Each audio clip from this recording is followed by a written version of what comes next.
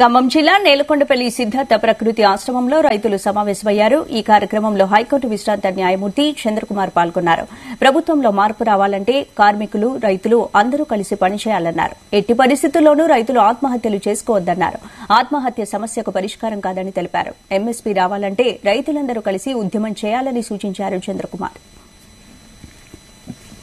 మొత్తం మన ఉభయ రాష్ట్రాల్లో దాదాపు రైతు ఆత్మహత్య చేసుకున్న ప్రతి ప్రాంతానికి వెళ్లి వారి కుటుంబానికి 10,000 రూపాయల ఆర్థిక ఆత్మహత్యల్ని మనం ఆపాలి అని అంటే దానిలో ఫస్ట్ ఇవాళ ఒక గ్రామంలో ఉన్నటువంటి వాళ్ళు, ఇరుగు వాళ్ళు, పొరుగు వాళ్ళు, గ్రామ పెద్దలు, మన లాంటి రైతులు వాళ్ళని గమనించి అప్యాయంగా పలకరించడం, ఒక మనిషిని దగ్గరికి తీసుకోవడం, మీకేంటి ఇబ్బంది, మీరు వాళ్ళకి తోచినంత, మీరు డబ్బులు ఇవ్వకపోవచ్చు, ఒక ధైర్యవాక్యం చెప్పండి, ఒక మంచి మాట చెప్పండి, మేమున్నాం నీతో పాటు అని చెప్పేసి చెప్పండి, చాలు.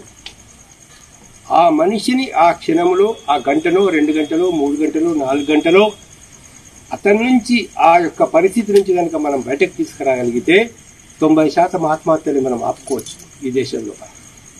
కానీ నేడు ఉన్నటువంటి విద్యా విధానం టోటల్ కమర్షియల్ గా విద్యా విధానం కావడం, డబ్బు కోసమే విద్యాలయాలు స్థాపించడం, లాభాల కోసమే యూనివర్సిటీలు స్థాపించడం, ర్యాంకుల కోసమే పిల్లల్ని చదివించడం, వాళ్ళకు కూడా అలాంటి ఆస్పిరేషన్స్, అలాంటి ఆశలు కల్పించడం, పిల్లలకు గెలుపు ఓటములు జీవితంలో 2 ఉంటాయనే సత్యాన్ని వాళ్ళకి చెప్పకపోవడం, కష్టము సుఖము అన్ని ఉంటాయి అనేటటువంటి ఒక జీవిత వాస్తవాల్ని మనం వాళ్ళకి చెప్పలేకపోవడం, ఏ పరిస్థితి వస్తే ఎట్లా ఎదుర్కోవాలా అని చెప్పలేకపోవడం, ఒక జాబ్ లేకపోతే ఇంకో జాబ్ వస్తుంది, ఆ జాబ్ లేకపోతే ఇంకో జాబ్ వస్తుంది, అది లేకపోతే ఇంకో ప్రొఫెషన్ చేసుకోవచ్చు, అది లేకపోతే చిన్న వ్యాపారం చేసుకోవచ్చు, ఒక చిన్న టీ కొట్టి పెట్టుకొని బతుకోవచ్చు అవసరమైతే అనే ధైర్యాన్ని మనం కల్పించలేకపోవడం.